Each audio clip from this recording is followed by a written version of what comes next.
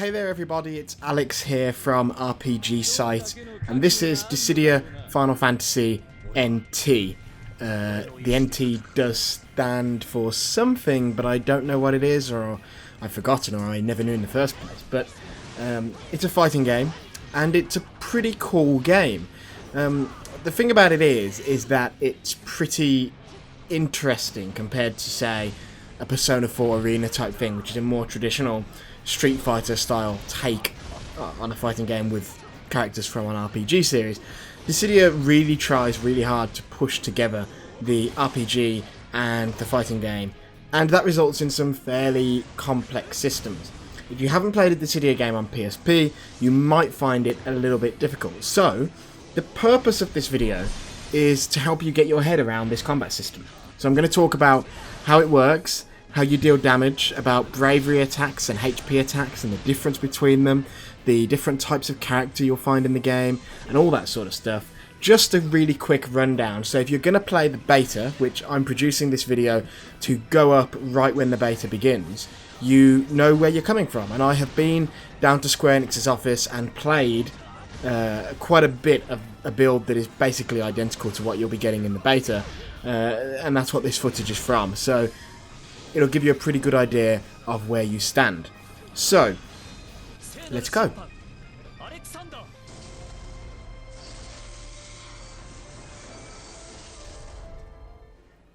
So let's kick off with the characters.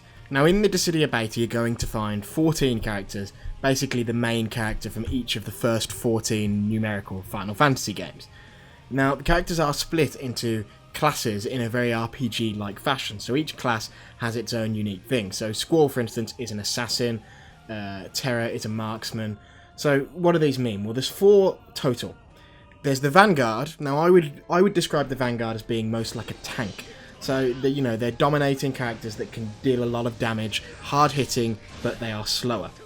The Assassin is a quicker, rush-down type character that can get in people's faces and deal damage, but doesn't dish out as much damage as quickly as the Vanguard, but you have more maneuverability as a result. The Marksman is a zoner, basically, so these are the guys that stay back from the battle and deal damage from afar, so oftentimes mages, but also if you imagine if later on a character like Barrett or Balthier was added who uses guns, they would also end up being a marksman. Zoners aren't obviously very good up close and personal, and they want to stay away because they can be killed, it seems, more easily. But when you've got your distance and you're pummeling someone with magic, it's really satisfying. And finally, there are the Specialists. These guys don't fit into any of the other 3 types. They're basically unique. So to give you an example, Final Fantasy III's Onion Knight represents the job system by having 3 different roles that he can perform in battle, and each one of them has its own unique moveset. So that is a very unique aspect of that character.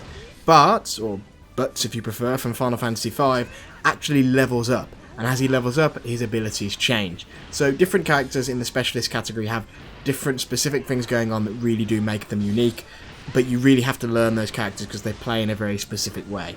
If you want more information on particular characters and what they're good at, we have more advice on every character in the beta on rpgsite.net, so be sure to go and check that out.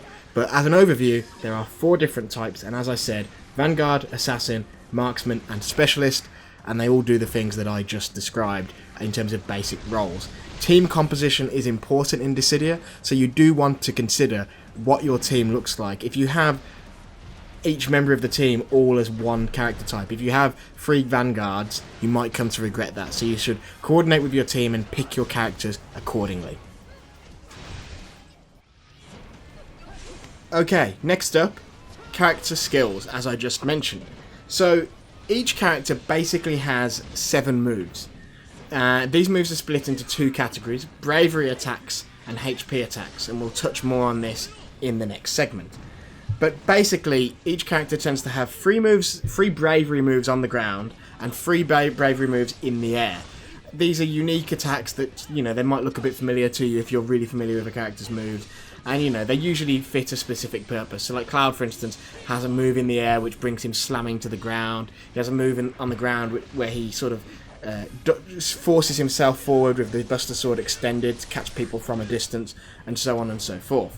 So that's 6 attacks there, all bravery attacks. Then the 7th attack is basically a HP attack. Now, each character can only have one HP attack at any given time, but there are multiple ones in the game. So before battle, you're basically choosing which one you're going to take in, and that is the only one you'll have access to. As I'll explain in a minute, HP attacks are the only way to kill enemies, so you really do need to think carefully about which one you take into battle. Finally, there are EX skills. So EX skills are also picked from a range of skills before you go into battle. You choose a loadout that you're going to go in with per character, and EX skills are basically some of the more classic Final Fantasy moves you usually see. Cloud, for instance, has a move that allows him to share out some of his stats, some of the stuff he's built up with his teammates to power them up. What some of the healing and mage type characters will have healing powers, or many characters will have powers that can buff their team within a certain radius or debuff the enemy team within a certain radius. So basically, these skills are popped with the triangle button and a direction on the D-pad. You take 3 of them into battle, and they're things that basically augment your team makeup and your character skills to make them a little bit better. So that's bravery attacks on the X button, your single HP attack on the square button, and on triangle, either triangle alone or triangle and a direction on the D-pad, you have your skills, your EX skills. And those come into play quite a bit with summons too. Okay, now let's talk about in battle. So, in the last section, I mentioned 2 types of attacks. Bravery attacks and HP attacks. And this is where Dissidia can get a bit confusing initially. But it's really not that complicated, and once it's explained to you in a clear-cut way, it's easy, you'll get it. So, when you look at the screen of Dissidia, like the screen that we've got up now in combat, you will notice there is one enormous number at the bottom of the screen in the very middle. You can't miss it, you can't look away from it. This is your bravery stat. Now, bravery is a commodity that you build up by unleashing bravery attacks with the X button on the enemy. And like I said, each character has 6 different bravery attacks they can do. In the air, on the ground, different ones. And so basically, when you hit an enemy, your bravery goes up and theirs goes down. Now here's the key thing. When you attack an enemy with the other type of attack, your HP attack, that's the attack that actually reduces their health value and therefore can knock them out. This is important because the bravery stat indicates how much damage your HP attack will do. So basically, your aim is to build your bravery attack up as much as possible by performing bravery attacks, and then hit the enemy with a really powerful, really high damage HP attack. Now, you might notice that sometimes the bravery attack bar turns purple. When the bravery attack bar is purple, that actually means that that number is high enough that it will KO an enemy if you hit them with a HP attack. So really, although you still can hit enemies with HP attacks that are less than this, in an ideal world, you really want to focus on those bravery attacks to build that number up until it turns purple, and then nail an enemy with a HP attack in order to knock them out. It's also worth mentioning that when your HP attack is used, your bravery will drop to 0. The same thing that happens when an enemy attacks you lots. It will then recover to your default bravery amount, which is usually 1,000, but it can vary depending on your choice of summon and some other factors. But yeah, so it will drop to 0 and then you build it back up again and you repeat the process. So that's how that works. Now there are other things as well, like you might notice in the top right of the screen there is a break bonus. So this is basically when you break a character, and breaking is done by reducing their bravery to 0, you actually get that number as a bonus added to your bravery immediately. So as well as stealing bravery when you attack, you can also break somebody and get that nice big bonus of 1,000 bravery added on straight away. And to be honest, 1,000 is quite a lot because generally speaking, 4,000 bravery is going to be enough, I think, to knock out anybody in the game with a HP attack. So yeah, that is how bravery works. It's really not that complicated in the end. It's really pretty simple.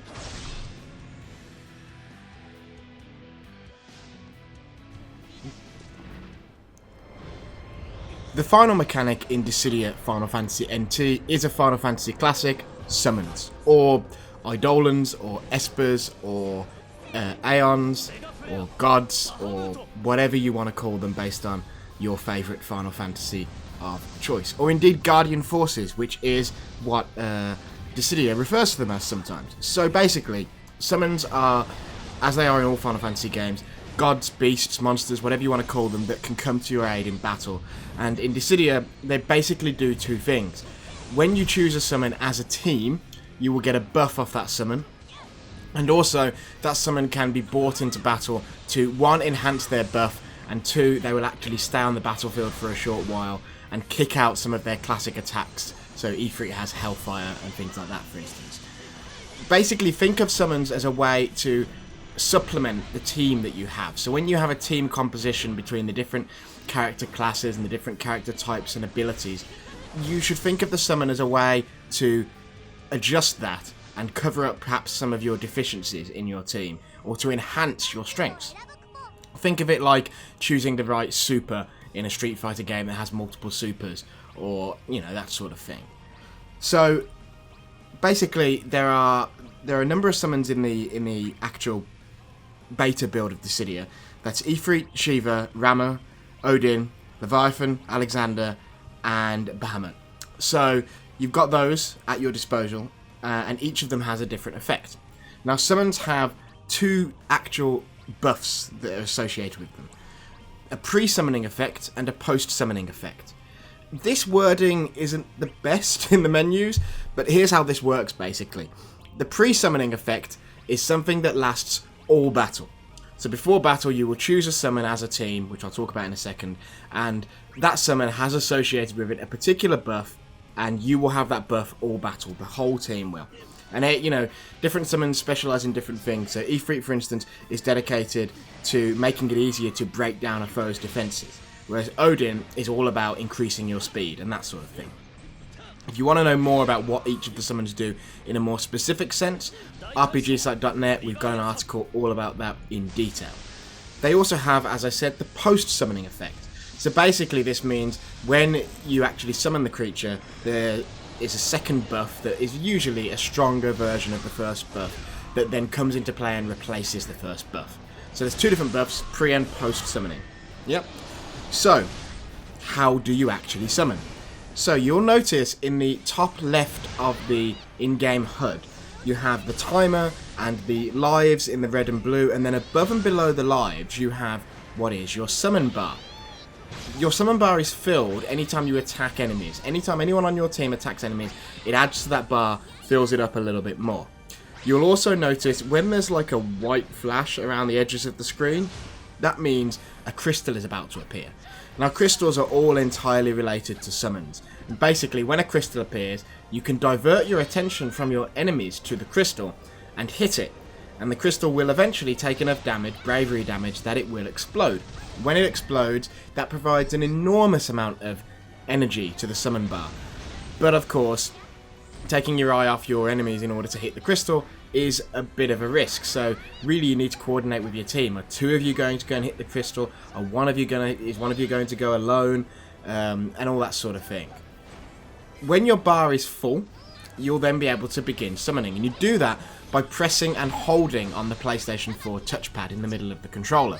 However, the catch here is that when you're in the process of actually summoning, you have to stop still and you have to chant the incantation in order to make the summon appear.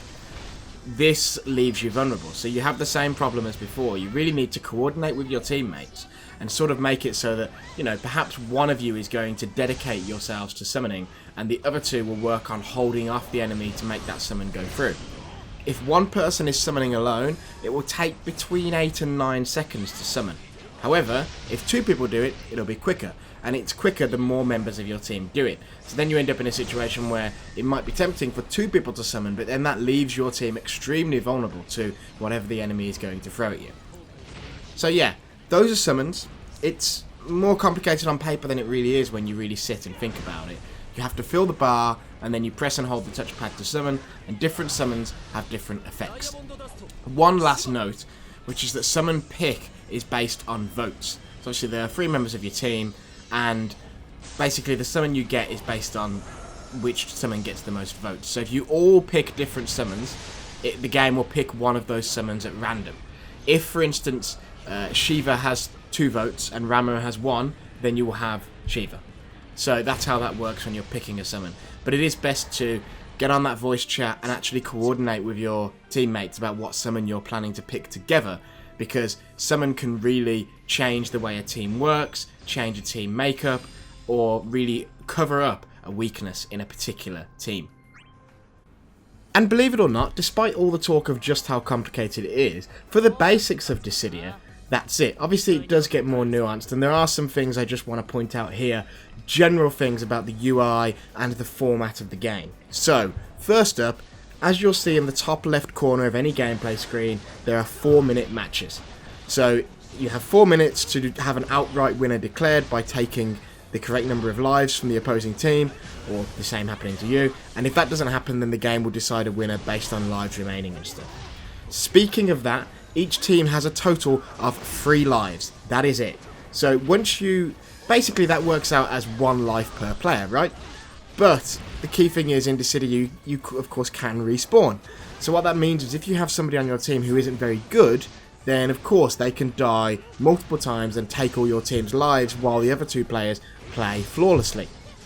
This is really important both for tactics against your enemy and for defending your own team, because if you notice another player is weak, you might want to gang up on them in order to try and kill them multiple times rather than try and kill each member of their team. Likewise, if you have somebody on your team who perhaps is a mage, who's there more for support, to buff with EX skills, to debuff enemies with EX skills, you might want to close ranks around them and protect them in order to stop the enemies from ganging up on them and getting close to them and killing them multiple times. One other small note is that you might notice that stages do change. The most obvious example is on the Midgar stage. You might notice that it all sort of goes from green to red as Meteor descends, just as in the ending of Final Fantasy VII. This is a purely cosmetic thing, and it's something that happens when you reach match point. So basically, once you get to a point where one of the teams only has 1 life left, the stage will transition, and I think all of the stages have some sort of transition in this, but not all of them are as pronounced or as obvious as the Final Fantasy VII one. So yeah, that's about it. There is of course more nuance to Dissidia, where you're talking about character loadouts, what moves to pick, what HP attacks to pick, what moves different characters have, what different characters are good at. We're not going to go into that in this video because this is a basics video, but if you want more information on that sort of stuff, hit up rpgsite.net, and we have loads of information on the Dissidia beta, and we're going to keep updating that as the game comes out and even after the game comes out to really be, you know, a source for Dissidia stuff.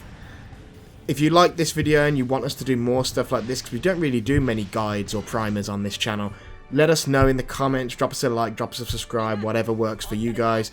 And yeah, be sure to check rpgsite.net for more Dissidia stuff, and there'll be more to come, so stick around.